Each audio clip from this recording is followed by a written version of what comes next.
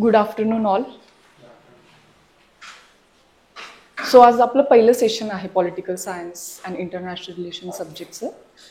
आणि पहिल्या सेशनला ऑब्व्हियसली आपण डायरेक्ट सिलेबस सुरू करण्याआधी ओरिएंटेशन सेशन घेणार आहोत. म्हणजे पूर्ण इयरभर आपण जेव्हा प्रिपरेशन करणार नेक्स्ट अटेम्प्टसाठी ह्या विषयाचं, तर आपला एक कल काय असला पाहिजे, एक अप्रोच काय असला पाहिजे स्टडी करताना, बरोबर, एक स्मार्ट वे काय असू शकतो, त्या संदर्भात आजचं लेक्चर असणार आहे. ठीक आहे.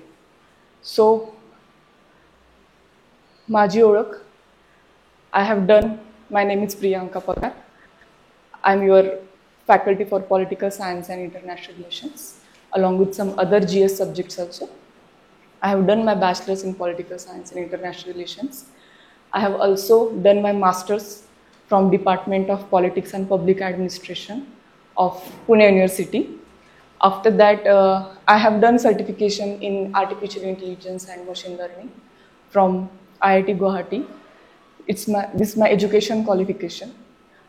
After that, I have cleared NET JRF in political science subject with one of the top score, 99.92 percentile. Even I have qualified SET examination in Maharashtra state. That's also with the top score. I have been working since last 4 years in UPSC domain, specifically in political science and international relations subject. I have worked in Shubhra Ranjan IAS GS score for optional subject only. I have been also worked in an academy for general studies, and along with that I have been mentor and educator for political science in from the students were belong from Delhi. So I have taught students, those were from Delhi and even from Chennai. Okay, so this is about me. I have mentored more than 500 students in UPSC journey. And I have also been honored as guest lecturer in Pune University, Department of Politics and Public Administration. So this is about me. So today's agenda of the lecture is orientation session for political science and international relations. I am very happy to see you guys that you have chosen such a difficult and unique subject, which is much different than from your past studies that you have done in your 10th and 12th, right? 10th and 12th, you underestimate the importance of civils, right? Civils, I guess civil or Nagrik Shastra? Civics, yes. Civics. So you have underestimated the importance of civics there, but in UPSC you can't underestimate the importance of political science or civics. Yes, civics is a very shallow subject as compared to the optional that we are going to study. Okay, civics is like introductory part, how to what are your rights and what is constitution and all. Political science is not that much shallow. It is academically very vast subject. It is interdisciplinary subject, like many disciplines have originated from political science, like public administration, international relations, geopolitics, right, defense, internal security, international security, political sociology, political economy. All these subjects have been originated from political science. So political science is going to be very vast but still very interesting subject. Okay. So as you know, we are appearing for UPSC, and UPSC is conducted in 3 stages: prelims, mains and interview. For prelims, the political science subject helps, but not directly in direct way, but indirectly. How?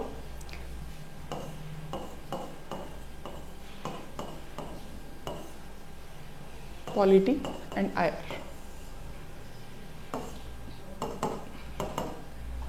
Polity, around 10 to 15 questions from Indian polity. Indian polity means Lakshmikant and even the general issues which are going on and through that issues those concepts are in news, and that those concepts that you must be thorough with, those concepts UPSC will ask. You can go through the PYQs, right?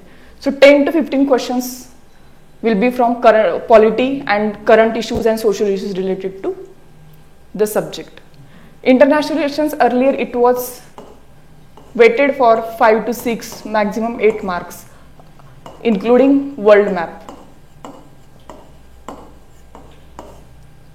But now, because of last 2-3 years, there are so many happenings around the international politics. That's why they have increased weightage to 10 to 12 questions. Right? Have you gone through the papers? Last year's papers? Right? You must have been seen that there are many locations which are in geopolitics, which are in news, that they are asking. For prelims, it will help you indirectly, but in mains, it plays a very crucial role. Okay? It plays very crucial role in mains because you know the exam pattern. Right? Are you aware of the exam pattern? Once you qualified prelims, this is the exam pattern that you have to go through for mains.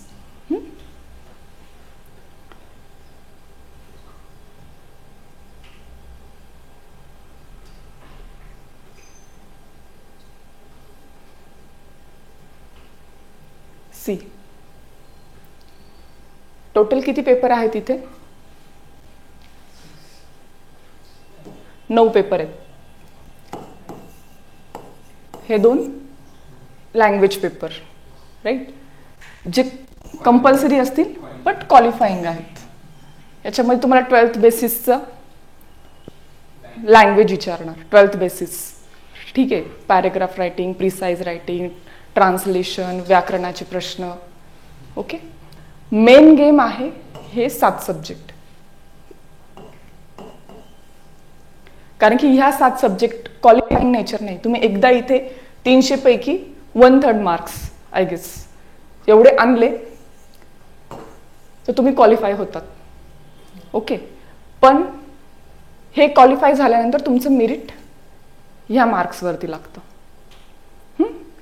याच्यामध्ये GS 1, 2, 3 हे 3 पेपरचा जो syllabus आहे हा आपण general स्टडीजच्या प्रिलिम्सच्या सिलेबसमध्ये कुठे ना कुठे कव्हर करतो. याच्यात काय history, geography, economics, world history, society, art and culture, right. यात काय आहे पेपर 2 मध्ये? पॉलिटी, IR आणि गव्हर्नन्स. पेपर 3 मध्ये काय आहे? Economy, environment, science and tech, disaster management आणि इंटरनल सिक्युरिटी. बरोबर. इथे हिस्ट्री येते. हिस्ट्रीमध्ये वर्ल्ड हिस्ट्री, इंडियन हिस्ट्री. बरोबर. आर्ट अँड कल्चर येणार आहे. अजून काय येणार आहे? जिओग्राफी आणि सोसायटी.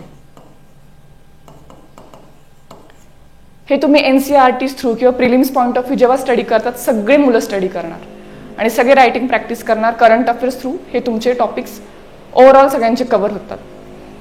GS 4 इथिक्सचा पेपर जो तुम्ही व्यवस्थित टाइम दिला तर एका महिन्यात खूप चांगला प्रिपेअर करू शकतात. राहिला एसे आजकाल UPSC ट्रेंड आहे मागच्या 3-4 वर्षांचा फिलॉसॉफिकल विचारतोय. आधी थीम बेस्ड असायचे, थीम्स असायच्या, टेक्नॉलॉजी, त्यानंतर फार्मर्स, त्यानंतर वुमन, हेल्थ. आता मुलांनी काय केलं त्याच्यावरती एसे पाठ करून ठेवला. मग UPSCला कळालं की तेच पाठ करून येत आहे. मग UPSCने काय केलं? पॅटर्न बदलून टाकला, फिलॉसॉफिकल, म्हणजे विचार करून लिहायचं. तिथे टॉपिक येणार, त्या टॉपिकवरती आपले तिथल्या तिथे विचार करावा लागणार आणि एसे लिहावा लागणार, राईट. तर एसे हा थिंकिंग बेस्ड झालाय. आणि ऑप्शनल पेपर काय की आता याच्यामध्ये तर सगळे सारखेच असणार ह्या 4 पेपरमध्ये, ठीक आहे. ऑप्शनल पेपरने काय होणार की ऑप्शनल पेपरने तुमचा ॲक्च्युअली रँक ठरतो किंवा सिलेक्शन ठरतं तुम्ही इन डेप्थ किती स्टडी केलेला आहे. कारण इथे जनरल लिहिलं आहे, जनरल स्टडीज. UPSC एक्सपेक्ट करते की तुम्हाला जनरल लेवलचं नॉलेज पाहिजे. NCERT, करंट अफेअर्स, PYQs आणि थोडे स्टँडर्ड बुक्स आहेत, इग्नूचं मटेरियल वगैरे त्याच्यातलं किंवा NIOSचं मटेरियल, त्यातनं तुम्ही हे जनरल स्टडीजचे पेपर कव्हर करू शकतात. आणि जनरली आन्सर लिहिला तरी चालेल, त्याच्यात तुमची थिंकिंग बेस्ड तुमचे क्वेश्चन्स आणि आन्सर्स असणार आहेत. पण ऑप्शनलमध्ये त्यांना मास्टर किंवा बॅचलर्स लेवलचं नॉलेज लागतं.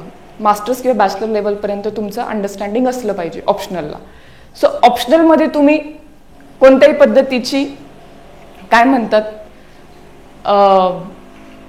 बेजबाबदारपणा आपण असं म्हणू शकतो चालणार नाही. ऑप्शनलला तुम्हाला इन डेप्थ स्टडी पाहिजे प्लस अकॅडमिक होल्ड पाहिजे तुमच्या सब्जेक्टवरती. It constitute about 500 marks.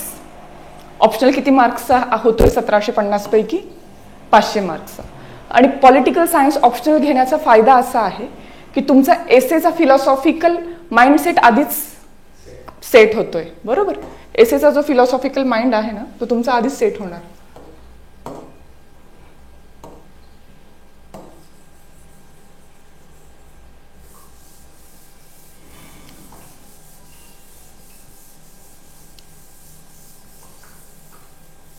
कारण की ऑप्शनलमध्ये आहेत फिलॉसॉफर्स, थिंकर्स, ठीक आहे, त्यांचे जे थॉट प्रोसेस आहे ते सगळं ऑप्शनलमध्ये असणार आहे.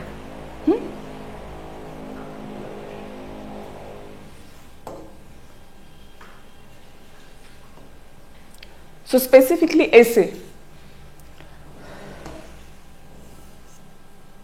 पॉलिटिकल सायन्स घेतला तर एसेला फायदा होणार. दुसरं, GS4 मध्ये जे फिलॉसॉफर्स येतात सेक्शन ए मध्ये, थेअरीमध्ये, त्याच्यात काही फिलॉसॉफर्स आहेत. तुम्ही सिलेबस बघितला का मेन्सचा?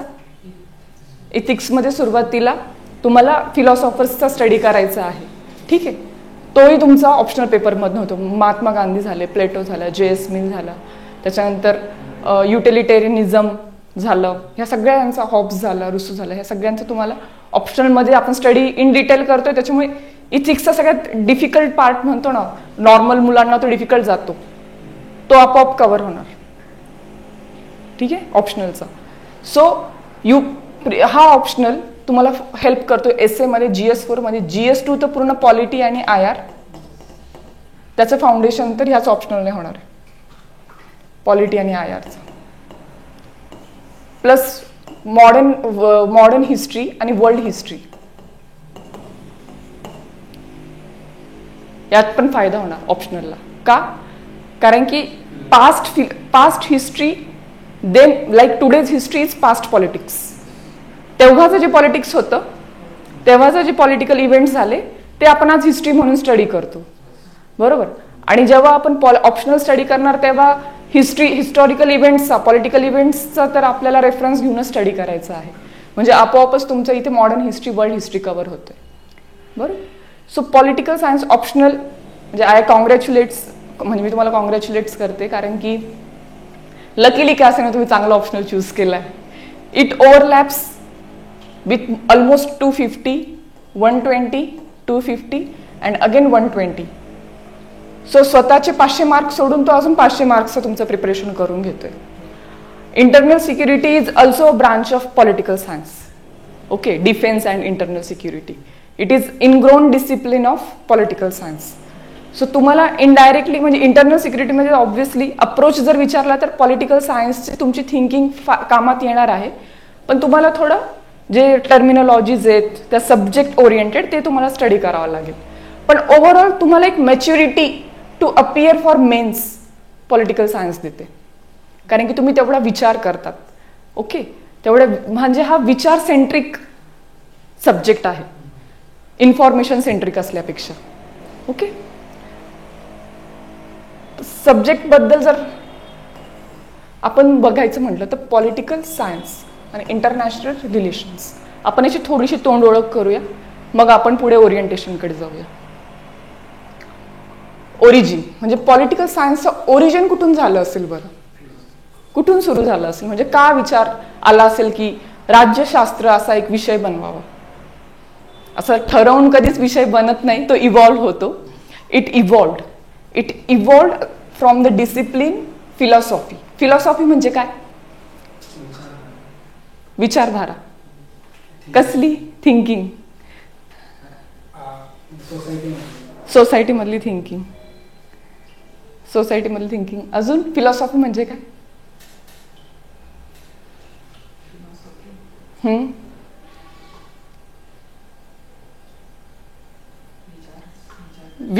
विचार करायचे. ठीक आहे, पण कशासाठी विचार करायचे?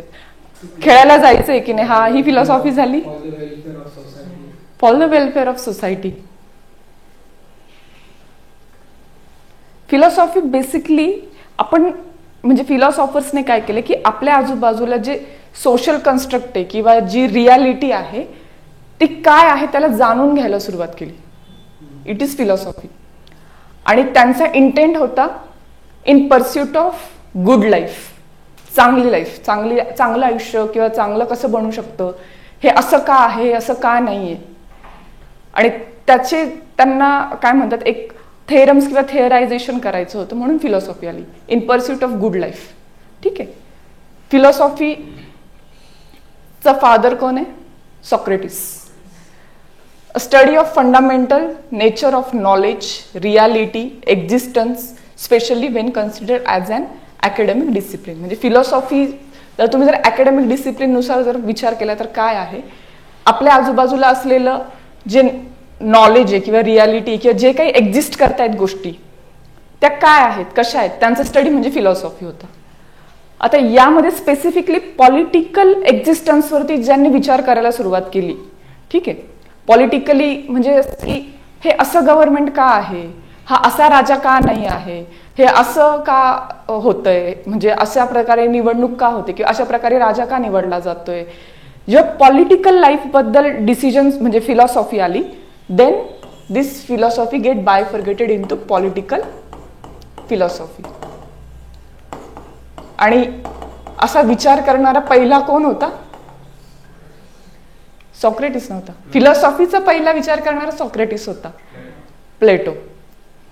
प्लेटो वॉज द फर्स्ट की ज्याला वाटलं की हे जे आपला हा राजा आहे हा फिलॉसॉफर का नाहीये, हा असाच कोणीतरी किंवा हेरिडेटरी का असतो किंवा मिलिटरी कमांडंट का असतो. एखादा विचारवंत राजा असला पाहिजे होता. विचारवंत राजा असता तर त्याने सगळी सोसायटी खूप चांगल्या पद्धतीने मॅनेज केली असती. दिस अँड दॅट आपण इन डिटेल बघणार आहोत प्लेटोचे काय विचार होते ते. पण in pursuit of good political life, political philosophy आणि पॉलिटिकल सायन्सचा ओरिजिन झाला. ओके. हा बघा, तो प्लेटो आणि तो त्याचा शिष्य अरिस्टॉटल. अरिस्टॉटलने काय केलं, त्याच्याच विचारांना किंवा ह्या पॉलिटिकल फिलॉसॉफीला सायंटिफिक वेने स्टडी करायला सुरुवात केली. त्याला कंपॅरेटिव्ह पॉलिटिक्सचा पण फादर म्हणतात आणि त्याला पॉलिटिकल सायन्सचा पण फादर म्हणतात. ठीक आहे. आपल्याला आज स्टडी नाही करायचा आहे, फक्त एक ओळख की पॉलिटिक्स म्हणजे काय किंवा पॉलिटिकल सायन्स म्हणजे काय.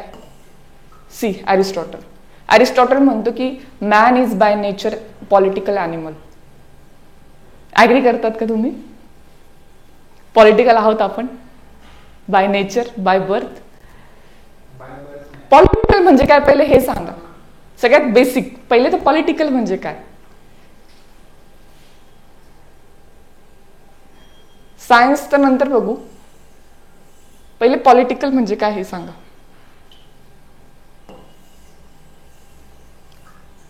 What you understand by the term political. असं म्हणतात ना, हा तू जास्त पॉलिटिकल बनतेस, तू जास्त पॉलिटिकल बनतोय.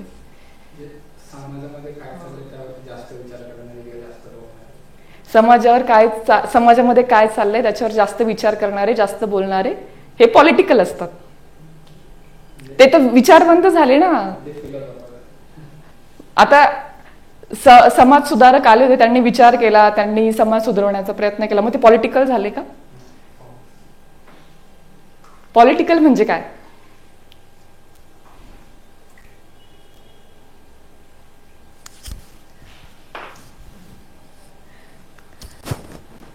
पॉलिटिकल हा शब्द जर आपण बघितला तर पोलिस या वर्ड पासून ओरिजिनेट झालेला आहे. पोलिस म्हणजे काय? एन्शियंट ग्रीक टाइम मध्ये सिटीला पोलिस म्हणायचे. याच याच्यावरनं पोलीस, आजचा टाइमचा पोलीस हा शब्द आलाय, सिटी गार्ड करणार. ठीक आहे, हे इटिमोलॉजी नुसार झालं. इटिमोलॉजी म्हणजे काय?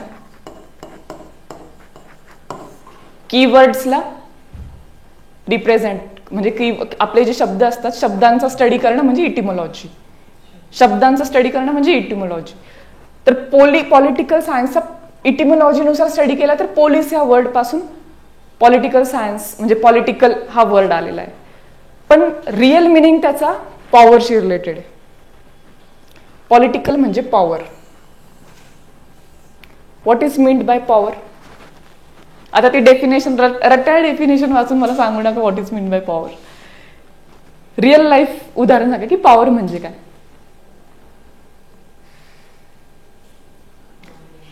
डॉमिनन्स. पॉवर म्हणजे डॉमिनन्स.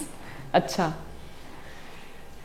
पॉवर म्हणतात की आता आपल्या क्लासरूममध्ये सगळ्यात जास्त पॉवरफुल कोण आहे सध्या? मी.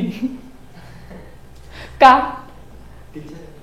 टीचर आहे. पण असं मी असं म्हणजे why I am powerful even if I am teacher. तुम्ही पण पॉवरफुल बनवू शकतात ना. पॉवर आहे, माझ्याकडे जास्त पॉवर आहे. नॉलेज असं काही नाही. समजा कोणी अजून सिनियर फॅकल्टी येऊन बसले इथे शिकण्यासाठी, तरी माझ्याकडे का जास्त पॉवर असणार आहे? I have that position. Position for what? किंवा दोन फ्रेंड्समध्ये, आता ठीक आहे की हे तरी मी तुमची टीचर, तुम्ही स्टुडंट आहात, तुम्ही दोन फ्रेंड्समध्ये एक जास्त पॉवरफुल असू शकतो. का? गोष्टी कळतात जास्त. मग गोष्टीच कळतात आणि त्याचा तो काय सांगतो? हाच असाच विषय आहे हा, की आपल्याला एक एक कॉन्सेप्ट व्यवस्थित समजायची. आता जसं तुम्ही काय बोलले, dominance and power is both are different thing. ठीक आहे, पॉवर म्हणजे काय? Simply one who possess the power, who have capacity, he or she has capacity to influence other as per their will. म्हणजेच माझ्या विलनुसार, माझ्या इच्छेनुसार मी तुम्हाला काहीतरी करण्यासाठी कंपेल करू शकते. तेवढं माझ्याकडे म्हणजे पोटेन्शियल आहे किंवा पॉवर आहे, म्हणजे मी पॉवरफुल झाले. पण जरुरी नाही की मी ते तुम्हाला करायलाच लावेल. ठीक आहे, म्हणजे आता जसं म्हटलं की क्लासमध्ये मी पॉवरफुल आहे सध्या, माझ्याकडे पॉवर आहे, पण मी तुमच्यावरती काही तुम्हाला सांगते का असं करा तसं करा, उठा बसा, राईट? म्हणजे I am not asserting my power. पण डॉमिनन्समध्ये काय असतं? डॉमिनन्समध्ये that person start to assert their power. Okay, जसं आता आपण क्लासचं एक्झाम्पल बघितलं, तुम्ही म्हटलं की उठ आणि जा. I am being a dominating. Even if I am possessing power and if I am being a gentle, then I am not dominated person, but still power is in my hand. आता याचं उदाहरण घरात बघितलं तर घरात powerful कोण असतं?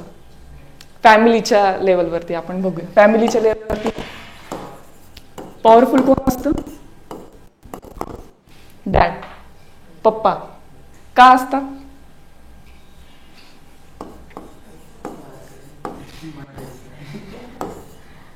ते मेल आहेत म्हणून डॉमिनेटेड असतात का? का ते पैसे कमवून आणतात म्हणून डॉमिनेटेड असतात? ते पैसे कमवून आणतात म्हणून ते पॉवरफुल असतात, त्यांच्या इच्छेनुसार होणार. आणि समजा ते पैसे कमवून नाही आणत तरी कोणाला शेवटी विचारलं जातं? Male dominant society. सी, म्हणजे you are observing the things but you just can't label it. जेव्हा male are powerful, okay, it become the concern for feminist. Feminist बोलली की why womans are getting exploited. Woman ह्या powerless पोझिशनला का आहेत, right? आणि त्यांनी तसा स्टडी केला, आपण तो पण बघणार आहोत जेव्हा आपण आयडिओलॉजी स्टडी करू. आणि मनी जे म्हटले की कोणीतरी पैसे कमवून आणतं म्हणून ते पॉवरफुल आहे, हे मार्क्स बोलला. मार्क्स म्हटलं की ज्याच्याकडे प्रॉपर्टी असते, ज्याच्याकडे कॅपिटल असतो, they are powerful. They build the government, and that government exploits those don't have money. Okay, हे मार्क्सिझम झालं. म्हणजे मी खूप डायल्युटेड फॉर्ममध्ये मार्क्सिझम सांगते. एक्झॅक्ट आपण अकॅडमिकली जेव्हा स्टडी करू तेव्हा खूप एक्झॅक्टनेसने आपण स्टडी करणार आहे, पण तुम्हाला तर समजावं म्हणून मला डायल्युशन वापरावं लागणार आहे. बरोबर. सो पॉवर इज की तुम्ही दुसऱ्यांवर तुमची विल एक्सरसाइज करताय for completing your interest. Okay, हे झालं फॅमिली लेवलचं एक्झाम्पल. जिओ पॉलिटिक्समध्ये जर बघितलं किंवा इंटरनॅशनल लेवलवर बघितलं तर which country is dominating right now? China, Russia. USA is holding a power but not asserting, जेवढी चायना आणि रशिया करते. इस्रायल ऑन देअर रिजनल इश्यूजमध्ये इस्रायल त्यांची पॉवर असर्ट करते, डॉमिनन्स क्रिएट करते. बरोबर. India also have power. आपल्याकडेही soft power आपण पजेस केलेली आहे की नाही त्याचं पण आपण अनालिसिस करणार आहोत पुढे. पण आपण डॉमिनन्स क्रिएट करतोय का? आपण जाऊन कोणाची सोव्हरेनिटी, टेरिटरी ट्राय करतोय का हे करण्याची, असर्ट करण्याची, इन्सर्जन्सी करण्याची? सो पॉवर अँड डॉमिनन्स याच्यातला फरक कळाला. सो जेव्हा एखाद्याचा इंटरेस्ट असतो तो इंटरेस्ट फुलफिल करण्यासाठी that person holds the power. पॉवरचा विषय तर सांगा. Why you want to become IAS officer?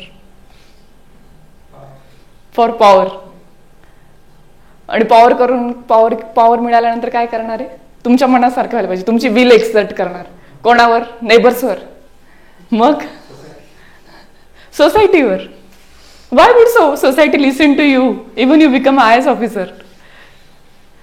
तुम्हाला असं वाटतं का तुम्ही IAS झाल्यानंतर तुमची पॉवर किंवा तुमची विल एक्झर्ट होणार आहे? कोणती पॉवर आहे तुमच्याकडे?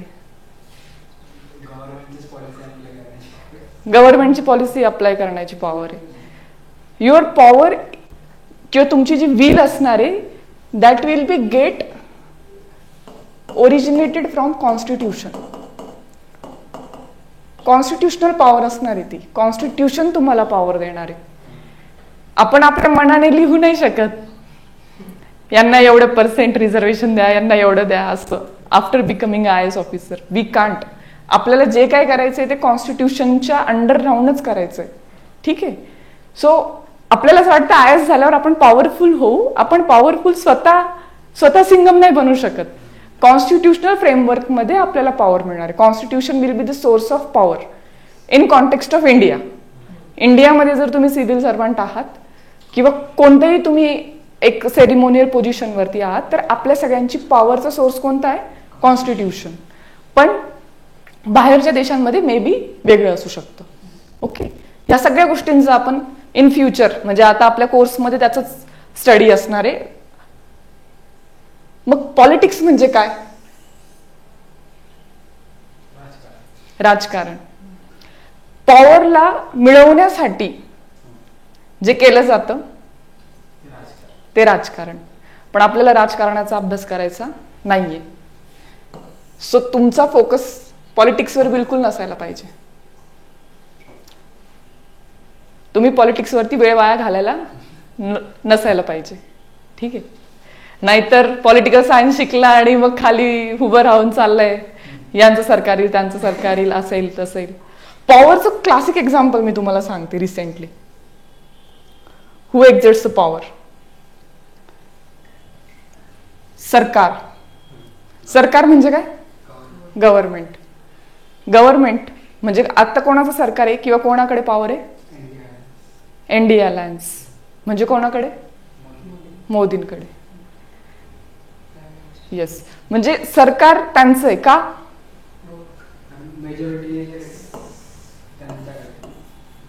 मेजॉरिटी त्यांच्याकडे. बट मेजॉरिटी त्यांच्याकडे आहे पण त्यांना 2 जणांचा अजून सपोर्ट घ्यावा लागलाय. एक नितीश कुमार आणि दुसरं चंद्रबाबू नायडू. जर यांनी सपोर्ट काढला तर पॉवर राहते का तिथे? का? कारण की मेजॉरिटी फॉर्म होत नाहीये.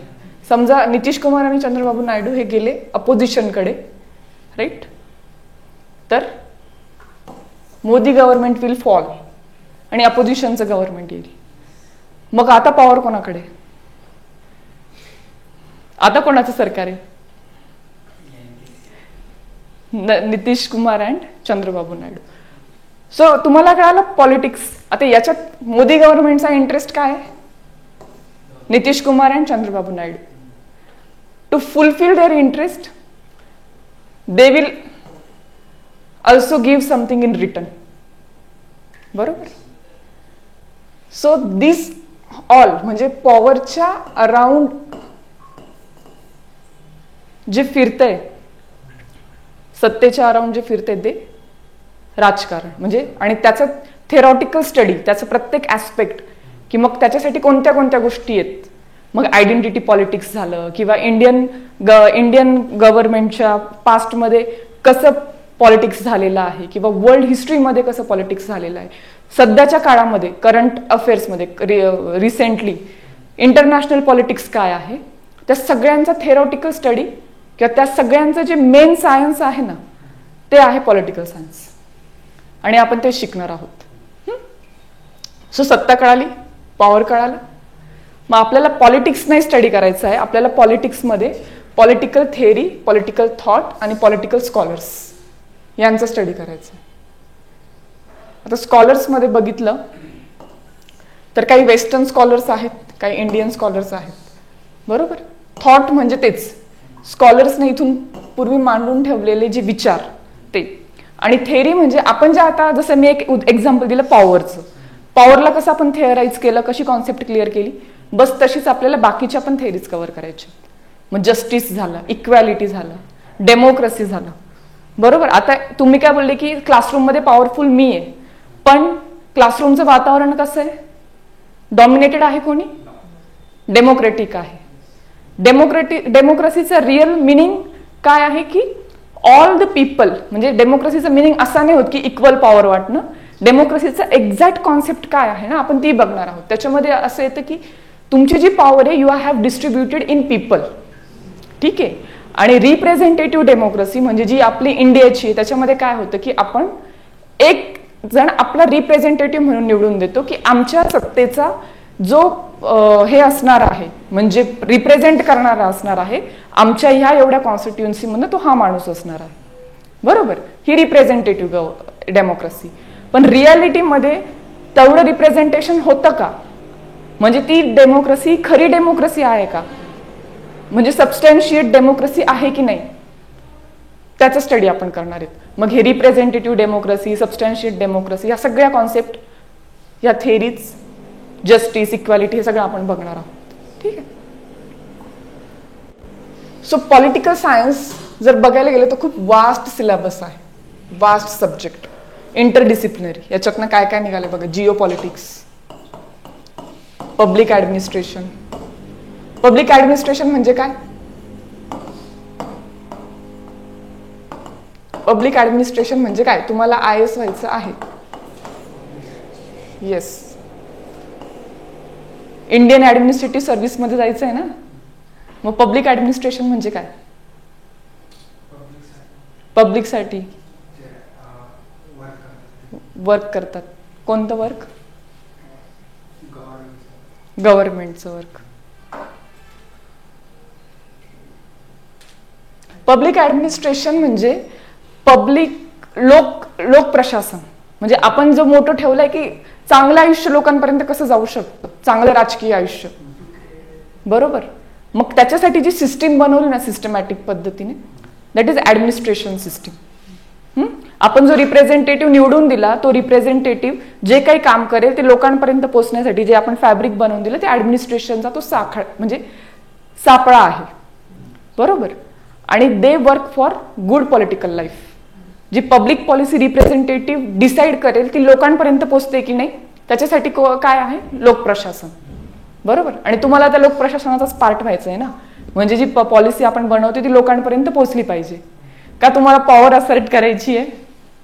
शेजारच्यांवर, नातेवाईकांवर, अजून कोणी पास्टचे दुश्मन, तो मित्र असा बोलला होता, करेन, असं काही पॉवर असर्ट करायची आहे का? ती पॉवर नाही मिळणार यात. ठीक आहे, ती पॉवर नाही मिळणार. सो पॉलिटिकल सायन्स मध्ये जिओ पॉलिटिक्स आहे, पब्लिक ऍडमिनिस्ट्रेशन आहे. पब्लिक ऍडमिनिस्ट्रेशनचा एक पार्ट आहे गव्हर्नन्स. बरोबर, गव्हर्नन्स आहे. पॉलिटिकल सायन्स म्हणजे पॉलिटिक्सचं जे सोसायटीमुळे जे पॉलिटिक्स डेव्हलप झाले किंवा सोसायटीमध्ये पॉलिटिक्सचं जे इनबिल्डिंग झाले त्याला पॉलिटिकल सोशलायझेशन प्रोसेस म्हणतात. किंवा इकॉनॉमीमध्ये जी पॉवरमुळे म्हणजे पॉवर डायनॅमिक्स आले त्याला पॉलिटिकल इकॉनॉमी म्हणतात. असे खूप सारे डिसिप्लिन्सची पॉलिटिकल सायन्स मदर आहे. So political science is also called as masters science. का? कारण की it affects almost each and everything around the society.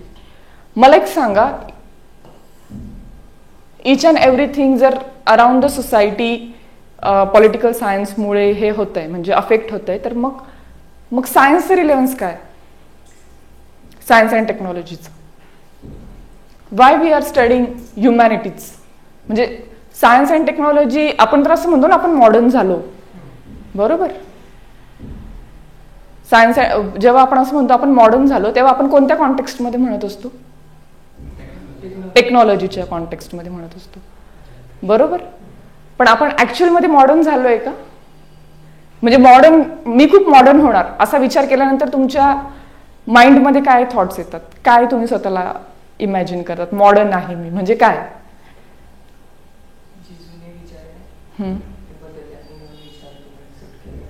जुने विचार आहेत ते बदलले आणि नवीन विचार तुम्ही ऍक्सेप्ट केले. That is modern. I was expecting की काहीतरी हेडफोन, जॅकेट्स, कॅपिटलिस्ट मटेरियल तुम्ही परचेस केलंय आणि म्हणून तुम्हाला मॉडर्न फील होतंय. ऍक्च्युली मॉडर्न होणं ही सायंटिफिक कॉन्सेप्ट नाहीये, ही व्हॅल्यू बेस्ड कॉन्सेप्ट आहे. ठीक आहे. व्हॅल्यू बेस्ड म्हणजे काय की मॉडर्निटी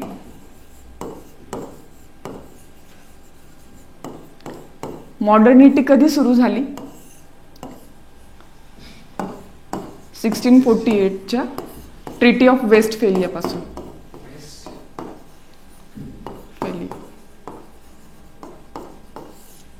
जेव्हा आपण जुने जे फॅक्टर्स होते, one of the major factor religion किंवा अजून दुसरे काही फॅक्टर असेल, पण religion was one of the major factor जो स्टेटवरती, स्टेट म्हणजे काय, गव्हर्नमेंटवरती इन्फ्लुएन्स करायचं, कंट्रोल करायचं. ठीक आहे. रिलीजन म्हणजे काय? धर्म. ट्रान्सलेशन नका सांगू. जीवन जगण्याचा वे ऑफ लिव्हिंग. अरे बापरे, एवढे मोठे शब्द. रिलीजन म्हणजे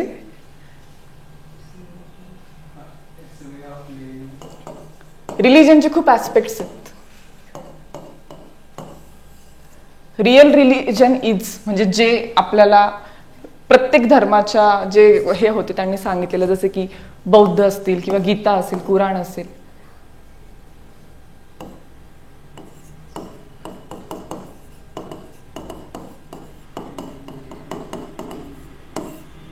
connect to God,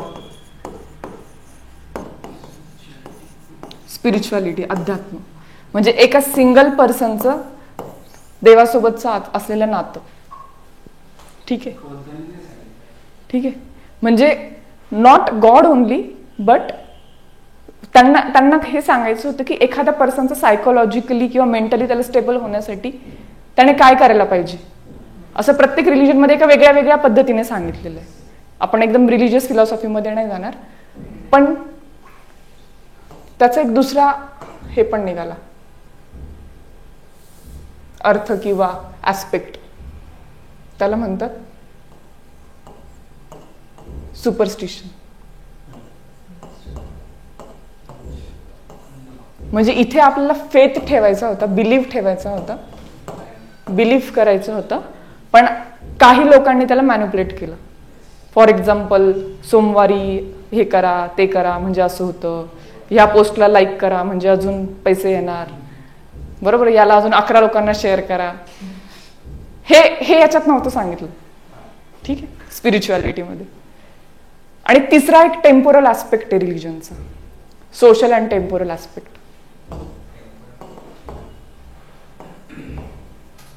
that is way of living.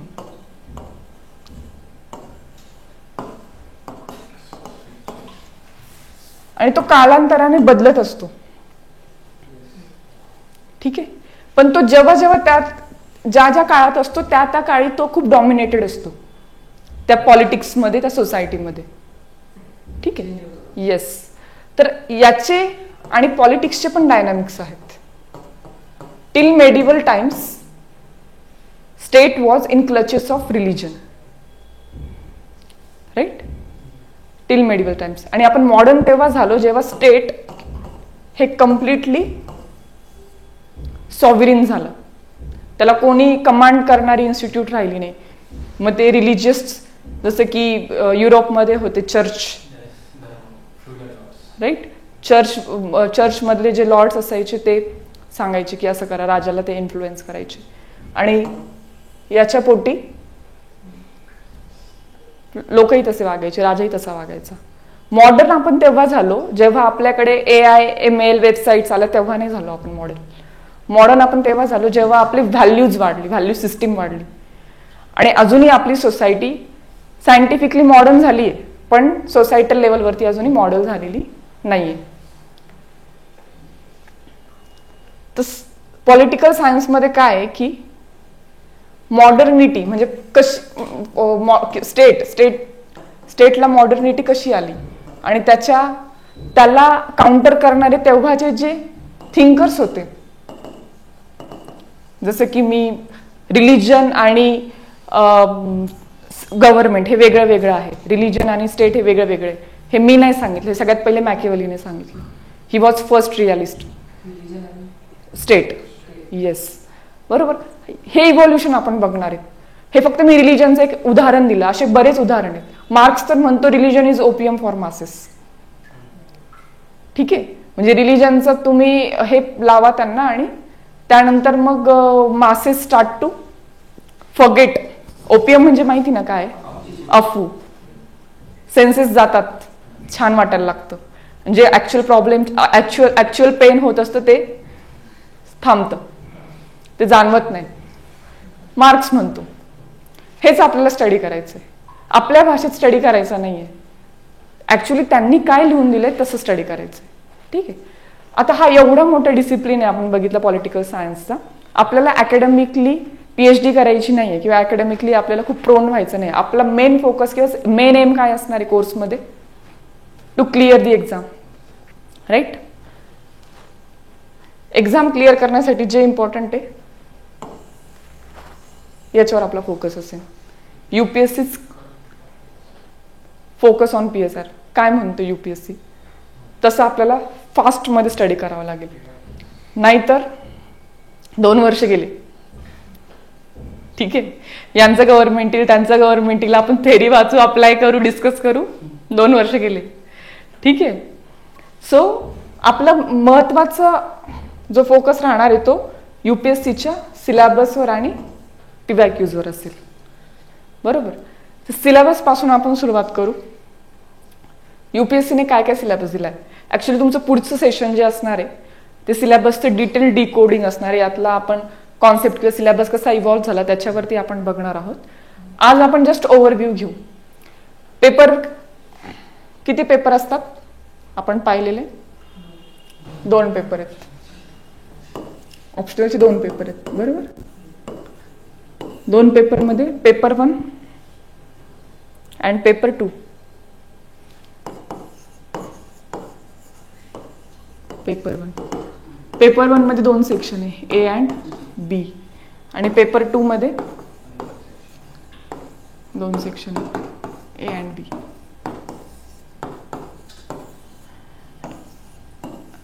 हे 250 मार्क्सला राहणार आहे पहिला पेपर. दुसरा पेपर पण 250 मार्क्स असणार आहे. ठीक आहे, आता पेपर 1 मध्ये हा जो असणार आहे हा तुमचा ऑलमोस्ट 50 to 60% ऑफ होल ऑप्शनलच्या कॉन्सेप्ट कॉन्स्टिट्यूट करतो. ठीक आहे, सगळी थेअरी झालं, थॉट्स झाले, हे पेपर 1च्या सेक्शन ए मध्ये येतात. Political theories, thoughts and ideologies हे पेपर 1 मध्ये येतात. Theory, thought and ideologies. ठीक आहे, थेअरीमध्ये मग कॉन्सेप्ट येतात, थॉटमध्ये वेस्टर्न थॉट, इंडियन थॉट्स येतात, म्हणजे वेस्टर्न थिंकर्स, इंडियन थिंकर्स येतात. आणि आयडिओलॉजीजमध्ये म्हणजे जसं मी आता जसं सांगितलं, फेमिनिझम, मार्क्सिझमचं काय म्हणणं आहे, फेमिनिझमचं काय म्हणणं आहे, हे सगळं याच्यामध्ये येतं. बी मध्ये काय आहे की याचंच ऍप्लिकेशन केलंय इंडियाच्या गव्हर्नमेंट आणि पॉलिटिक्ससाठी. गव्हर्नमेंट अँड पॉलिटिक्स हा बी सेक्शन आहे. याच्यामध्ये मग इंडियन नॅशनल मुवमेंट, ठीक आहे, इंडियन नॅशनल मुवमेंट, ते आत्ता आपलं काय चालू आहे पॉलिटिक्समध्ये, what is the fundamental of politics, constitution. कारण की जे असतं ते सगळं कॉन्स्टिट्यूशनच्या आतमध्येच आपल्याला करायचं असतं. इंडियन कॉन्स्टिट्यूशन, त्याचे प्रोव्हिजन्स आणि आपलं जे इंडियन पॉलिटिक्स आहे ते ज्या गोष्टींनी इन्फ्लुएन्स होतं, जसं की identity politics is major issue म्हणा, किंवा एक डायमेन्शन म्हणा इंडियन गव्हर्नमेंट आणि पॉलिटिक्स. मग आयडेंटिटीमध्ये काय येतं, आयडेंटिटी म्हणजे काय, आयडेंटिटी म्हणजे काय, ओळख. आयडेंटिटी म्हणजे ओळख. ओळखीत काय काय येतं, आपला प्रांत. एका पर्सनची आयडेंटिटी कशी बनतो, तो कुठून आलाय, त्याचा प्रांत, त्याच्यानंतर त्याचा रिलिजन, त्याची कास्ट, बरोबर, त्यानंतर त्याची भाषा, लँग्वेज, बरोबर, त्याच्यानंतर त्याची nationality. Nationality is also identity. त्यानंतर त्याचे पेहराव, कसे कपडे घातलेले आहेत, कोणत्या रिलिजनशी रिलेटेड आहेत, ह्या गोष्टी आपण आता शिकलो आहोत, मॉडर्न झालो आहोत, आपल्याला ते मॅटर नाही करत आणि ऍक्च्युली ते मॅटर करत पण नसतील. पण सत्ता मिळवण्यासाठी ह्या डायमेन्शनचा वापर केला जातो वोट पॉलिटिक्ससाठी. का, कारण की आपल्याकडे काय आहे, डेमोक्रेसी आहे. मग हे आपल्याला आपल्या मनाचे भाकीत लिहायचे नाहीत, मला असं वाटतं. जे सायंटिस्ट पॉलिटिकल थिंकर्स झाले, स्कॉलर्स झालेले आहेत इंडियन गव्हर्नमेंट अँड पॉलिटिक्सवरती, ज्यांनी स्टडी केलेलं आहे, जसं की रजनी कोठारी, कास्ट पॉलिटिक्सवर खूप चांगला स्टडी आहे त्यांचा. त्यानंतर प्रोफेसर योगेंद्र यादव, ठीक आहे, सुहास पळशीकर, त्यानंतर क्रिस्टोफर जेफरलाइट, फॉरेन स्कॉलर्स आहेत, त्यांनी पण स्टडी केलेला आहे, बरोबर. तरी आपल्याला यांचं म्हणणं काय आहे तो स्टडी करायचा. प्रताप भानू मेहता, बरोबर, not only identity politics but also a commission, UPSC commission, national commission for women. फेमिनिझमचा खरंच ते म्हणजे are they effective for feminine policies, बरोबर. जर आहेत तर मग आपलं म्हणजे वुमन्सची पर्सेंटेज 50% आहे ना पॉप्युलेशनमध्ये. मग पॉलिटिक्समध्ये किती आहेत? पॉलिटिक्स तर मस्क्युलिन डिसिप्लिन आहे. महिलांना कधी असं म्हणतात का कोणी की मोठं व्हा आणि खासदार बना,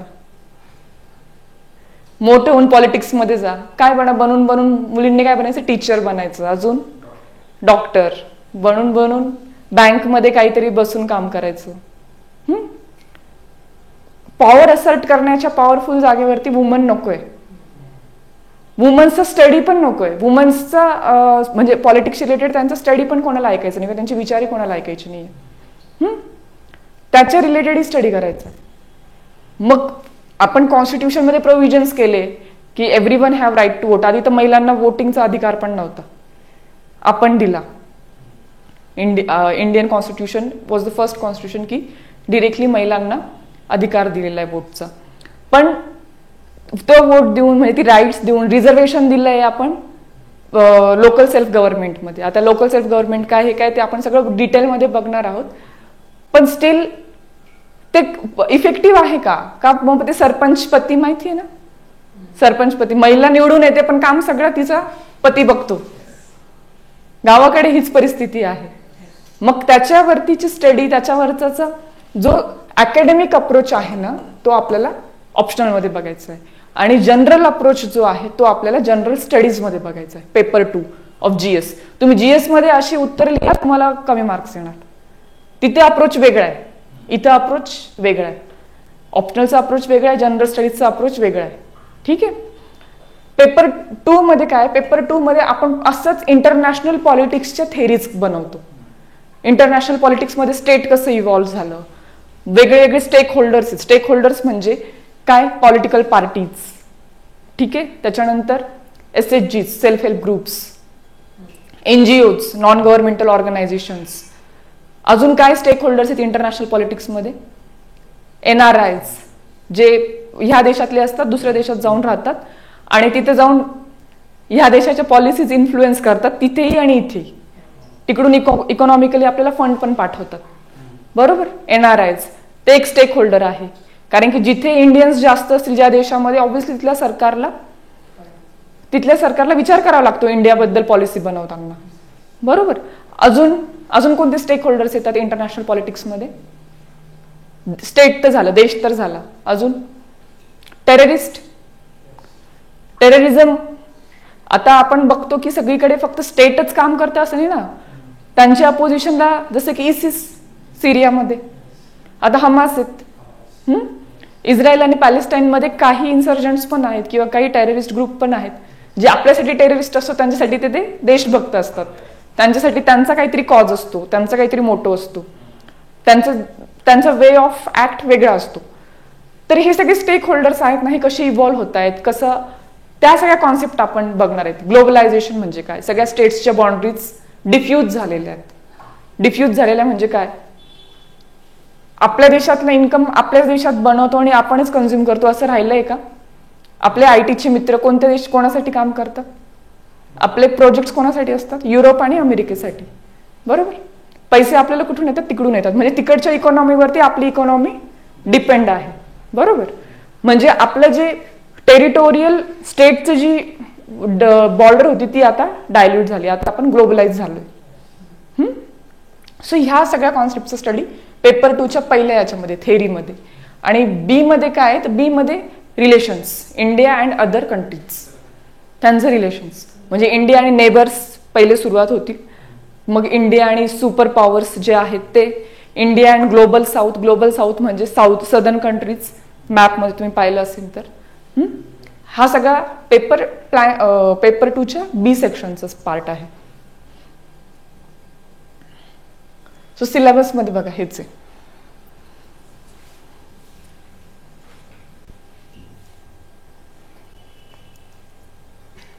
political theories of state, justice, equality, rights, democracy, सगळ्या कॉन्सेप्ट आहेत. Power, hegemony, soft power. Power ही नेहमी लिथलच असते असं नाही, ये समजेन ते पुढे आपण जेव्हा घेऊ. फुको जो आहे, फुको म्हणतो नॉलेज इज पॉवर. ठीक आहे. Knowledge is power. तो म्हणतो की आपण जे बघितलं, Modi government is powerless, NDA and Chandrababu Naidu are powerful, but actually the logic behind that development is power. ठीक आहे.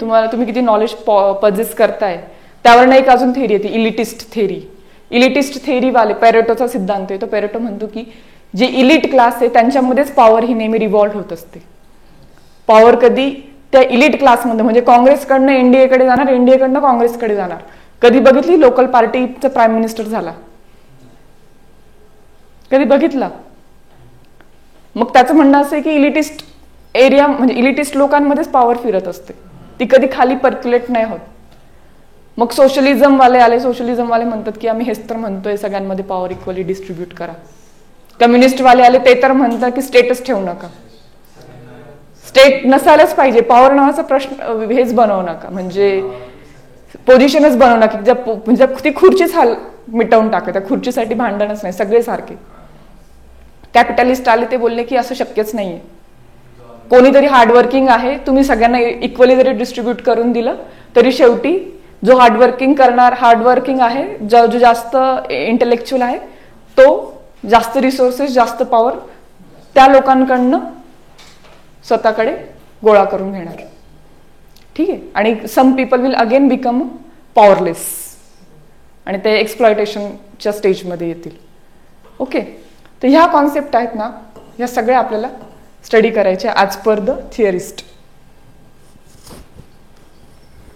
इथपर्यंत समजलं? बघा हा सिलेबस. हा paper 2, Indian nationalism, making of Indian constitution, silent features of constitution, government, grassroot democracy, institutions, federalism. Federalism म्हणजे state. State किती powerful आहे. स्टेट म्हणजे काय? देश. स्टेट म्हणजे देश. गव्हर्नमेंट. स्टेट म्हणजे देश. स्टेट म्हणजे बरोबर आहे, देश तुम्ही जे बोललाय ते पॉलिटिकल सायन्सच्या दृष्टीने. पण इंडियन गव्हर्नमेंटमध्ये स्टेट, राज्य. येस, राज्य, घटक राज्य.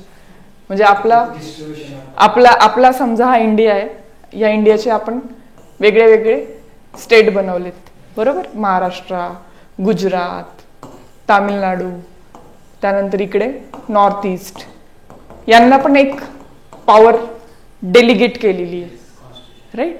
मग ह्या रिलेशनला म्हणजे ह्या राज्य आणि ह्या सेंटर म्हणजे पूर्ण देशावरती एक जे म्हणजे सेंट्रलला एक जी पॉवर असणारी ती, आणि देशाचे वेगळे वेगळे राज्य केल्यानंतर जी पॉवर असणारी ती, त्यांचे जे को रिलेशन आहे दॅट इज फेडरलिझम. मग ते कॉन्स्टिट्यूशनमध्ये काय प्रोव्हिजन्स आहेत, कसे चेंजेस होत आहेत यांच्या स्टेट आणि सेंटरच्या रिलेशन्समध्ये, इंटिग्रेशनची टेंडन्सी आहे का, की रिजनल ॲस्पिरेशन्स आहेत लोकांना. इंटिग्रेशन म्हणजे लोकांना असं वाटतं की वी आर इंडियन्स, का लोकांना असं वाटतं की 2 स्टेट एकत्र यायला पाहिजे, का लोकांना असं वाटतं की नाही आहे त्याचे 2-3 तुकडे करा.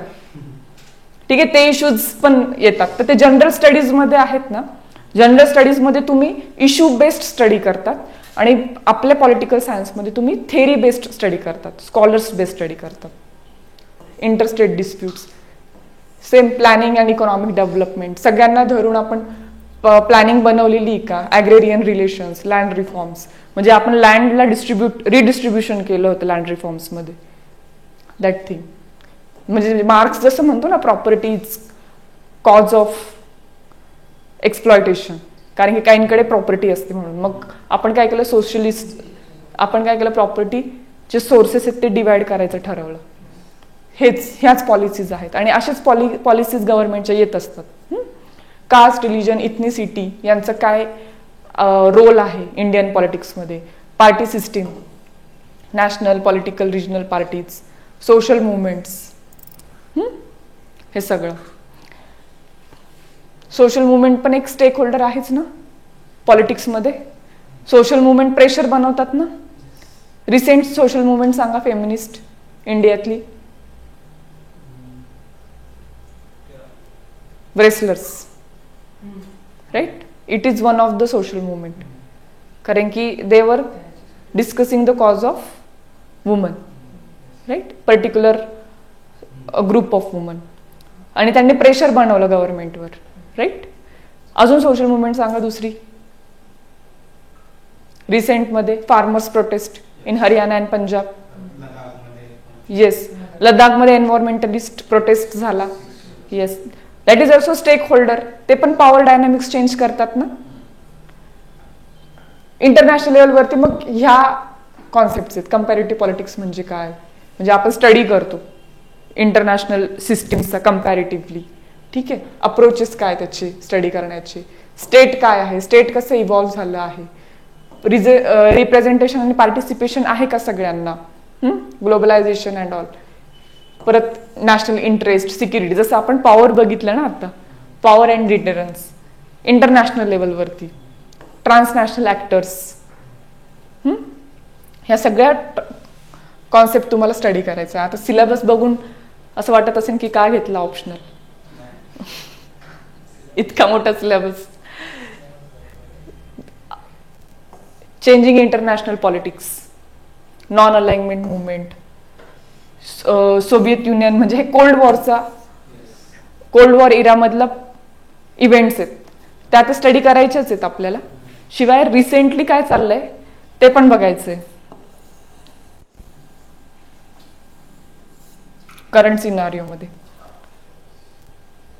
Contemporary global concerns, democracy, human rights, environment, gender issues, nuclear proliferation, terrorism, बरोबर, इंडियन फॉरेन पॉलिसी. मग त्यानंतर इंडियाचं आणि देशाचं जे पॉलिसी आहे, पॉलिसी बघायची. इंडियन फॉरेन पॉलिसी, कॉन्ट्रीब्युशन काय झालं इंडियाचं नाममध्ये, इंडिया आणि south Asia,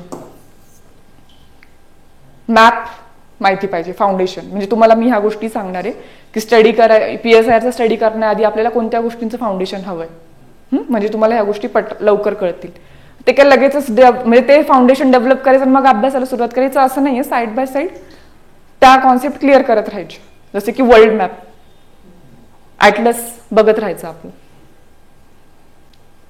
India and the world, India and global south, India and nuclear question, United nation सिस्टीममध्ये इंडियाचा काय रोल आहे, इंडियाला सिक्युरिटीचं परमनंट हे मिळणार आहे का, जागा मिळणार आहे का सिक्युरिटी काउन्सिलमध्ये, P5 कंट्रीजमध्ये, बरोबर.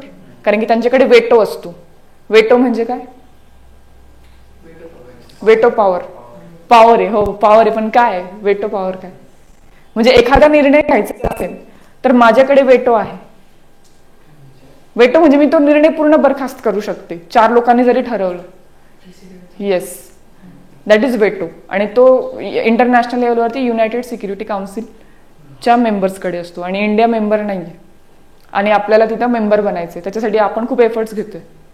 ते कसे काय, ती पोझिशन किती इम्पॉर्टंट आहे, युनायटेड नेशनची लेजिटिमसी राहिली आहे का. लेजिटिमसी म्हणजे काय, लेजिटिमसी म्हणजे मान्यता. युनायटेड नेशन्सचं कोणी ऐकतंय का पहिले तर. चायना ऐकते युनायटेड नेशन्सचं. किती वेळा सांगितलं चायनाला की तिथले साऊथ चायना सी मधले आयलँड्स आहेत, त्या आयलँड्सवरती चायनाने आक्रमण करून ठेवलेलं आहे, बरोबर. आणि येस, आणि कंट्रीजमध्ये म्हणजे युनायटेड नेशन्सचं जे हे आहे कोर्ट आहे IGC, ICJ, ते international court of justice, China बोलली आम्ही मानतच नाही international court of justice and member नाही. त्यांचा इंटरेस्ट फुलफिल नाही होते ना. त्यांचा जो इंटरेस्ट आहे तो फुलफिल व्हायला पाहिजे. Everything is around interest. मी म्हटलं ना, you are becoming so political. Why? Because you are here to fulfil your interest, and once your interest get fulfilled you will gone. आणि मग आपण तशा लोकांना काय म्हणतो, तुम्ही खूप पॉलिटिकल आहात. आता कळालं पॉलिटिकलचा अर्थ. आणि तो इंटरेस्ट कम्प्लीट करून घेण्यासाठी they will influence you directly और इनडायरेक्टली. आता डिरेक्टली तर आपल्या कॉन्स्टिट्यूशनमध्ये किंवा आपल्या लिगल सिस्टीममध्ये सपोर्टेड नाहीये की कोणी गळा दाबूनच म्हणेन की मला माझं हे काम करून दे. मग इनडायरेक्टली गोड बोलायचं, चांगले संबंध प्रस्थापित करायचे, आणि आपला इंटरेस्ट जो असतो तो कम्प्लीट करायचा. It is very personal. It is very personal लेवलचं तुम्हाला मी उदाहरण दिलं. तेच नॅशनल पॉलिटिक्स इंटरनॅशनल पॉलिटिक्समध्ये, राईट. नॅशनल पॉलिटिक्स इंटरनॅशनल पॉलिटिक्समध्ये पार्टीजमध्येही तेच चालतं, आणि इंटरनॅशनल पॉलिटिक्समध्ये पण देशांतर्गत तेच आहे. जसं आपल्या फ्रेंड्समध्ये चालतं तसंच तिथे आहे. ओके. रिसेंट डेव्हलपमेंट काय झाले फॉरेन पॉलिसीमध्ये, हा आपला सगळा सिलेबस आहे. सो सिलेबस बघून खूप बोर झालं असेल, वाटलं असेल की फारच मोठा आहे, एवढं सगळं कधी कव्हर होईल, इतका सगळा स्टडी करायचा, सोर्सेस माहिती नाही. आपण त्यासाठीच आहोत, ठीक आहे. PYQ अनालिसिस करा. PYQ अनालिसिस केल्यानंतर तुम्हाला कळेल की त्यातलं काय सगळ्यात जास्त विचारलं जातंय, काय इम्पॉर्टंट आहे. तेवढं प्रिपरेशन केलं तरी आपल्या एक्झामचं आपला पेपर भरला जातो. जर PYQचं अनालिसिस केलं तर सेक्शन 1चं अनालिसिस केलंय, in detail analysis. In detail analysis आहे सेक्शन 1चं, की कोणत्या वर्षाला कोणत्या टॉपिकवरती किती क्वेश्चन आले. ओके. थोडं चक्कर आल्यासारखं झालं असेल तर असं बघा. समजतंय ट्रेंड? ट्रेंड कुठे आहे? Political ideologies, Indian political thought, western, yes, त्याच्यावरती मेजॉरिटी ऑफ क्वेश्चन्स आलेले आहेत मागच्या 5 वर्षाचं, 10 वर्षाचं अनालिसिस 2013 पासून ते 23 पर्यंतच. मागच्या वर्षी 23च्या पेपरला इंडियन पॉलिटिकल थेअरीवरती फारच प्रश्न आले. मग तुम्ही म्हणाल मॅम एवढंच करूया, हे बाकीचं सोडून देऊ, तसं नाही चालणार. पेपर स्ट्रक्चर आपण बघू. पेपर स्ट्रक्चर आल्यावर तुम्हाला कळेल की कसं स्ट्रॅटेजाइज करावं लागणार आहे ते. हा पेपर 2 मध्ये बघा, salient features of Indian constitution, principal organs of union and state, त्यानंतर डेमोक्रेसी, फेडरलिझम आणि ग्रासरूट डेमोक्रेसी. बघा याच्यावरती क्वेश्चन्स जास्त आहेत. कम्पॅरेटिव्हली इथे 10 मार्काचे क्वेश्चन्स आहेत. पुन्हा इथे क्वेश्चन्स आहेत कास्ट, इथनिसिटी, आयडेंटिटी पॉलिटिक्स वरती, राईट. सो आपण अभ्यास तर सगळाच करायचा, पण त्यामध्ये हे रेडी ठेवायचं. हे कसं रेडी ठेवायचे, कोणत्या नोट्स इम्पॉर्टंट आहे, काय इलिमिनेट करायचं, त्याचा आपण क्वेश्चन वाईज जाऊन, टॉपिक आणि क्वेश्चन वाईज जाऊन आपल्याला अजून नीट कळेल. सी हा सेक्शन 1 ऑफ पेपर 2. यात पण बघ कंटेम्पररी ग्लोबल कन्सर्न्स, त्यानंतर युनायटेड नेशन्स वरती क्वेश्चन्स आहेत, रिजनलायझेशन ऑफ वर्ल्ड पॉलिटिक्स वरती क्वेश्चन्स आहेत, कंपॅरेटिव्ह पॉलिटिक्सच्या अप्रोचेसवर पण क्वेश्चन्स आहेत. हा section B paper 2, India and global centre, म्हणजे India USA, India EU, Japan, China, Russia, India and South Asia, global South. समजतंय? क्वेश्चन टॉप याच्यात पण थीम्स आहेत, तेच थीम्स पुन्हा पुन्हा रिपीट होतात. आपल्याला त्याच्यावर फोकस करायचं आहे. पेपर स्ट्रक्चर असे तुम्हाला असं वाटलं असेल की मॅम चला म्हणजे एवढे टॉपिक्स कव्हर करू, पण तसं नाहीये. पेपर स्ट्रक्चर कसं आहे, कोणी बघितलाय पेपर? पॉलिटिकल सायन्सचे किती क्वेश्चन्स असतात?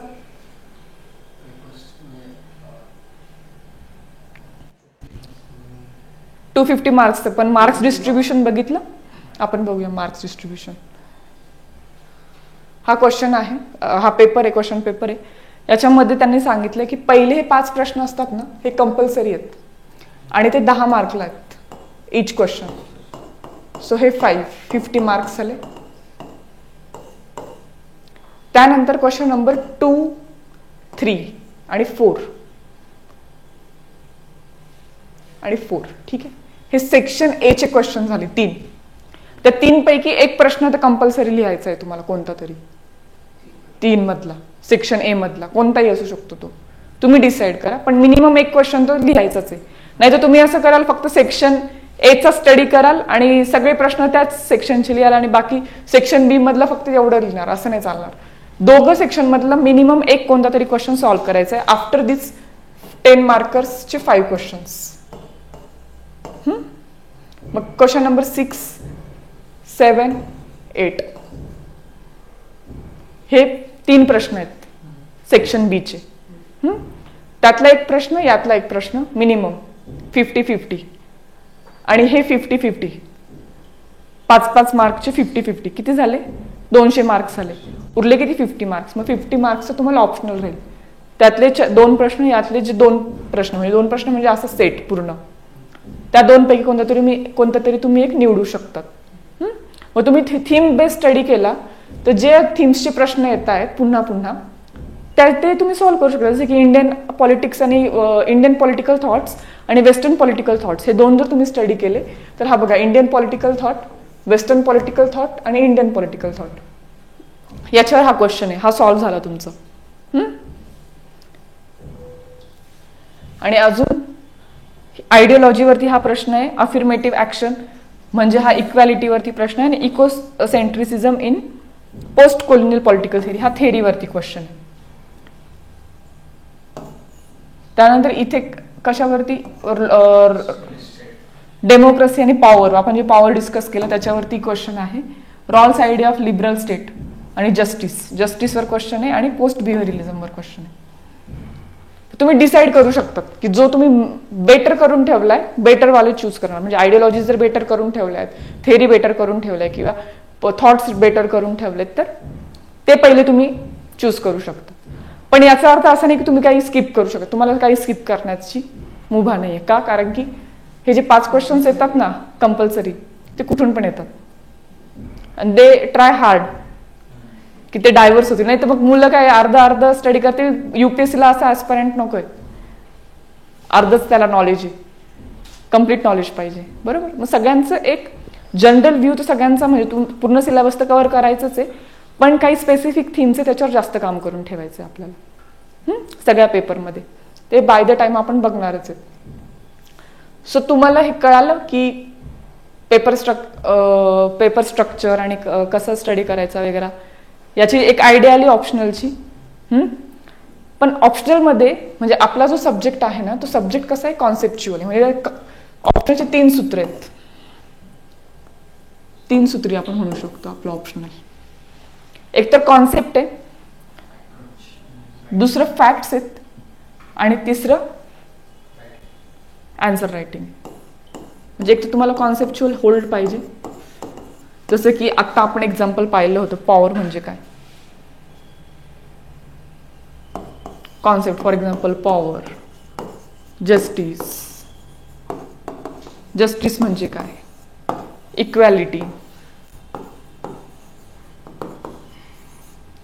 किंवा ह्याच कॉन्सेप्टमध्ये समजा प्लेटो जे म्हणतो आहे, प्लेटोचे जे विचार आहेत त्याचं पण कॉन्सेप्च्युअल अंडरस्टँडिंग असलं पाहिजे. फक्त वाचायचं म्हणून वाचलं तर काही होणार नाही. कॉन्सेप्ट पाहिजे. दुसरं फॅक्ट्समध्ये काय येतात की जे फॅक्च्युअल गोष्टी, जसं की प्लेटोचा जन्म कोणत्या सालात झालाय, त्याने कोणतं बुक लिहिलं, त्याच्यावर क्रिटिसिझम करणारे कोण होते, स्कॉलर्स, त्या स्कॉलर्सचे नाव, त्या स्कॉलर्सचं बुक कोणतं होतं. तर हे फॅक्ट आहे, पाठ करायचं. हे एकदा समजलं, पण फॅक्ट जे असतात ते आपण विसरतो. सो आपल्याला ह्या 2 गोष्टींवरती काम करताना सगळ्यात पहिले प्रेफरन्स तर कॉन्सेप्टवर द्यायचं आहे. हे कॉन्सेप्च्युअल अंडरस्टँडिंग झालं तरच सब्जेक्ट समजतोय. पण कॉन्सेप्च्युअल अंडरस्टँडिंग सोबत फॅक्ट्सची एक लिस्ट किंवा एक डायरी बनवायची, शॉर्ट नोट्स बनवायचे, आणि आपल्या नोट्स तर आहेतच, शून्याच्या ज्या नोट्स आहेत पेपर 1 आणि पेपर 2च्या, त्यात सगळं नोट मेकिंग करून दिलेलं आहे. आणि थर्ड आहे आन्सर रायटिंग. तुम्ही एकदम प्रखान पंडित विद्वान झाले, सगळ्या कॉन्सेप्ट तुमच्या पाठ झाल्या, पण तुम्हाला जर आन्सर लिहिता येत नसेल, तुम्हाला जे समजले ते तुम्हाला एक्सप्रेस करता येत नसेल, किंवा क्वेश्चनचा डिमांड ओळखून तुम्हाला डिमांड सॅटिस्फाय करणाऱ्या उत्तर लिहिता येत नसेल, तर एवढ्या सगळ्या नॉलेजचा काहीच फायदा नाहीये. सो आपल्या डे 1 पासून आपली आन्सर रायटिंग राहील. डे 1 पासून म्हणजे इनिशियल मंथ पासूनच आपली आन्सर रायटिंग राहील. असं नाही की सिलेबस 60% कव्हर करायचा आणि then we will start writing answer. म्हणजे फॉर युअर इन्फॉर्मेशन मी तुम्हाला सांगते, म्हणजे I also don't believe, but it is fact, I have evaluated at least 1000 copies of PSR mains दिल्लीच्या इन्स्टिट्यूट्समध्ये. मिनिमम हा नंबर डबल ट्रिपल पण असू शकतो. मोर दॅन 20,000 आन्सर्स इव्हॅल्युएट केलेले आहेत. खूप चांगल्या इन्स्टिट्यूटमधले खूप ब्राईट स्टुडंट्स, त्यांना खूप चांगलं सगळं सब्जेक्ट कळतो, खूप मेहनत घेतात, पण उत्तर लिहिताना कोणतं इंट्रोडक्शन लिहायचं, कोणतं कन्क्लुजन लिहायचं, फ्लो कसा असला पाहिजे, आपलं कॉन्सेप्ट क्लिअर आहे, म्हणजे आपल्याला माहिती म्हणून सगळंच लिहून दिलं, आणि प्रश्न काय होता, तो प्रश्न आणि ते उत्तर ते मॅच होत नाहीये. प्लेटोचा प्रश्न आलेला आहे, प्लेटोचं विचारलंय की प्लेटोचे विचार काय होते फिलॉसॉफर किंग बद्दल, आणि आपण इंट्रोडक्शन मध्ये प्लेटोच लिहितोय की Plato is a father of political philosophy, he is disciple of Socrates, आणि he is disciple is Aristotle. Not relevant, irrelevant आहे, म्हणजे बरोबर आहे पण तरी इरिलेव्हंट आहे. बरोबर. असे जे प्रश्नांचे जे आन्सर्स, म्हणजे प्रश्नांचं उत्तर काय असलं पाहिजे याच्यावर काम केलं गेलं पाहिजे. किती स्टडी केलं आणि ते जर चुकतंय तर मार्क्स येणार नाही. सो ते एक इम्पॉर्टंट आहे. आन्सर रायटिंगमध्ये डे 1 पासून आपल्याला काम करायचंय. मेजॉरिटी क्वेश्चन्स आहेत ते PYQच असतात, PYQच फिरून विचारतात. तर आपण त्यावरच काम करणार आहे. सगळे PYQ आपण सॉल्व्ह करणार आहे. आपले टार्गेट राहणार पुढच्या 6 महिन्यामध्ये सिलेबस सोबत सगळे PYQ सॉल्व्ह झाले पाहिजे. So answer writing is soul of preparation. आता आपण बघितलं सब्जेक्ट हायली ओव्हरलॅपिंग आहे. GS बद्दल खूप आनंद झाला असेल, पण ड्रॉबॅक पण आहेत सब्जेक्टचे आपल्या पॉलिटिकल सायन्स सब्जेक्टचे. एवढा ओव्हरलॅपिंग असल्यानंतर म्हणजे स्वतःचे 500 मार्क आणि अजून तो दुसऱ्या GSचे 500 मार्क देणार आपल्याला. 1750 पैकी 1000 मार्क्स तर ऑप्शनलनेच इन्फ्लुएन्स झाले, बरोबर ना? ऍक्च्युली मोर दॅन 250, कारण की 500 बिकॉज एसे पण ऍड होतोय. फिलॉसॉफिकल एसे येत आहेत ना आपले आता, right? Anthropology, sociology, economy, history, त्यांच्यापेक्षा जे पॉलिटिकल सायन्सचे स्टुडंट आहे त्यांना फायदा होतो फिलॉसॉफिकल एसेला. फिलॉसॉफी ऑप्शनल आणि political science optional. Highly overlapping आहे GS सोबत, पण मग ड्रॉबॅक असा आहे की लेंगदी आहे. ते म्हणतात ना मुख्तसर जिंदगी के अलग ही पैमाने, तीर भी उडाने पंछी भी बचाने, तसं आहे. म्हणजे ऑप्शनल खूप चांगलं आहे, पण मॅम खूप लेंगदी आहे. तर ड्रॉबॅक असणार आहे. सो तुम्ही जर स्वतः स्टडी करायला गेलात ना, एक तर कॉन्सेप्ट समजतं आणि सगळं वाचता आपले NCERT आणि लक्ष्मीकांत मध्येच घोळ होतो पॉलिटीच्या. लक्ष्मीकांत सगळ्यात रटाळ वाटतं बाकी सब्जेक्टमध्ये. का? कारण की कॉन्सेप्च्युअल अंडरस्टँडिंग होत नाहीये, बरोबर? जर ऑप्शनल घेतला तर 2 वर्ष गेले. आपल्याला तसं करायचं नाहीये. मी आहे, निहाल कोरे सर असतील, ते IAS आहेत. त्यानंतर अरुणराज जाधव सर असतील, बरोबर? आपलं मोटोच आहे की आपल्याला 6 महिन्यामध्ये optional with answer writing cover करायचं आहे. आता सोर्सेस काय असले पाहिजे ऑप्शनल स्टडी करायला? सगळ्यात पहिले तर तुमचं फाउंडेशनचे काही जे GSचे सब्जेक्ट, जसं मी तुम्हाला म्हटले, वर्ल्ड हिस्ट्री रीड करायला घेणार, कारण की world history is important to understand the background of international relations. आपण इंटरनॅशनल पॉलिटिक्सचा सब्जेक्ट नाही आपला, इंटरनॅशनल रिलेशन्स आहे. What is difference between international relations आणि इंटरनॅशनल पॉलिटिक्स?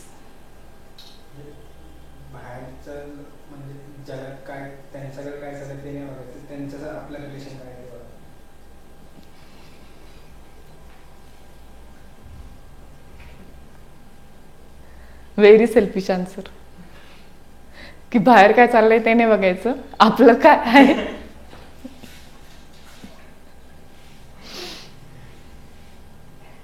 काय डिफरन्स आहे इंटरनॅशनल पॉलिटिक्स आणि इंटरनॅशनल रिलेशन्सचा? इंटरनॅशनल पॉलिटिक्स म्हणजे काय की चालू घडामोडी ज्या होत आहेत ना, त्या इंटरनॅशनल पॉलिटिक्स.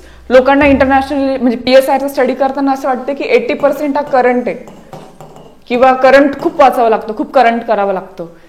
काय चाललं आज राफाचं इथे हे वालं बॅलिस्टा मिसाईल पडलंय, किंवा इथे ही इव्हेंट झाली, तर ती इव्हेंट झाली, मेलोनी आल्या भेटायला, ठीक आहे, हे झालं ते झालं. It is not our concern, ठीक आहे?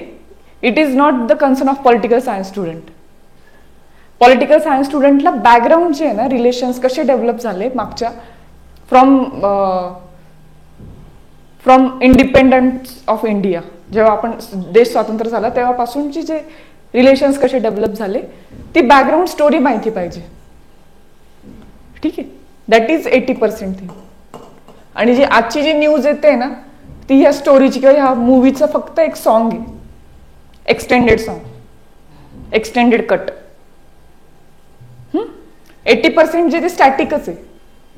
आपल्याला वाटतं असं. आणि पॉलिटिकल सायन्सची मुलं खूप ते इंटरनॅशनल पॉलिटिक्सचं जे न्यूजपेपर येतो ना, ते पेज वाचत बसतो 2-4 तास. तसं नाहीये. आपल्याला 80% स्टॅटिकवरच काम करायचंय, ठीक आहे? त्यानंतर वर्ल्ड हिस्ट्री झालं. वर्ल्ड हिस्ट्री नंतर मॉडर्न हिस्ट्रीचं फाउंडेशन माहिती पाहिजे. Polity. Laxmikanth is not a PSIR.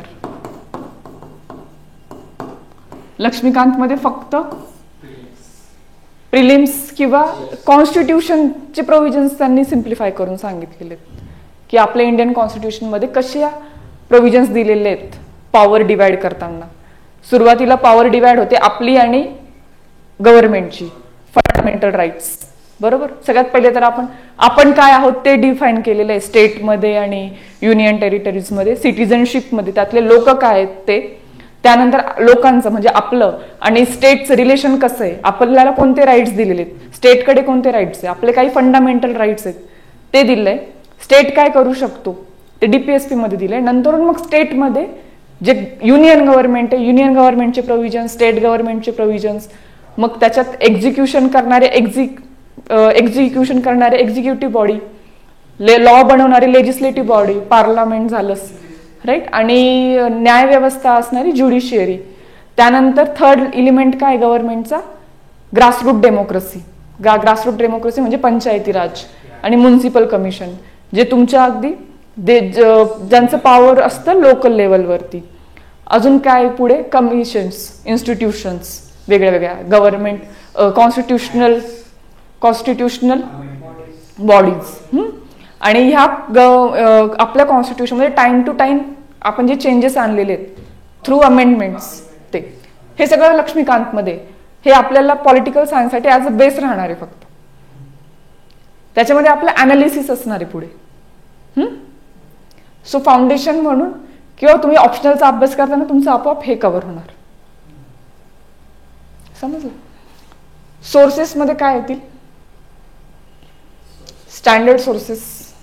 Standard सोर्सेसची list सांगितली आणि ते जर स्टडी करायला घेतलो आपण, नॉट पॉसिबल राईट. कारण की ते बुक्स मी लिस्ट दिली आहे, तुम्हाला रेफर करायचे असतील तुम्ही, PDF तुम्हाला मिळणारच याचे. तर PDF मधनं तुम्हाला कधी वाटलं खूप कमी अभ्यास होतोय, हा जरा जास्त वाचायचंय, तर हे बुक रेफर करू शकतात. पॉलिटिकल थेअरीचं बुक आहे अँड्र्यू हेब्रूचं. एखादी कॉन्सेप्ट तुम्हाला कमी समजते तर, पण याची काही गरज येणार नाही, याची काही गरज येणार नाहीये. येस, आपले जे लेक्चर्स होणार, लेक्चर्सचे नोट्स शून्याच्या तुम्हाला रिव्हिजन नोट्स मिळून जाणार आहेत, ते क्लासरूमच्या तुम्हाला एक्सप्लेनेटरी नोट्स असणार आहेत त्यामध्ये सगळं कव्हर होते. त्यामुळे हे वाचायची काही गरज नाहीये. सो स्मार्ट सोर्सेस असले पाहिजे आपले. हां, मी PDF शेअर करते. येस, स्मार्ट सोर्सेस असले पाहिजे आपले. आपले सोर्सेस हे खूप म्हणजे स्मार्ट अप्रोच असला पाहिजे टू क्लिअर दी एक्झाम. आपल्याला एक्झाम क्लिअर करायची, आपल्याला डिसिप्लिनमध्ये किंग नाही बनायचे. सो आजच्या सेशनमध्ये काही डाऊट आहे का कोणाला? काही डाऊट आहे? कळालं? म्हणजे तुम्हाला आता सोपं वाटतंय पॉलिटिकल सायन्स किंवा कसं अप्रोच करणार आहेत आपण समजलं? ठीक आहे. बोर वाटतंय का इंटरेस्टिंग वाटतंय सब्जेक्ट? आजचं सेशन कसं वाटलं? असं वाटतंय का की सोडून द्यावं, ऑप्शनल बदलावा दुसरा? ठीक आहे, चालेल. पुढच्या सेशन्समध्ये आपण सिलेबस आणि PYQचं अनालिसिस करूया. Okay, thank you.